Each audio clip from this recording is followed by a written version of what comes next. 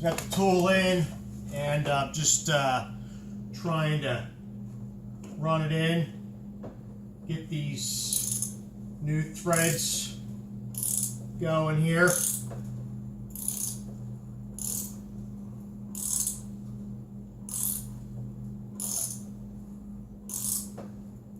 See the metal shavings are just dropping right off.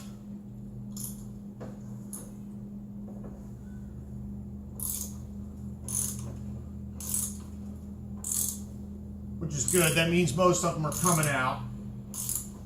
I'm going to run this the rest of the way in, and then I'll go to the next step, which is going to be to put in the helicoil. Looks like I'm just about there, so I'm going to back it up here in a second.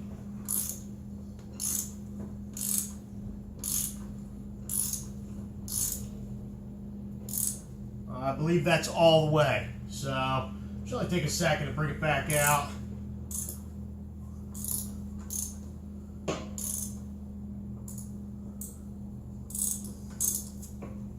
Pop this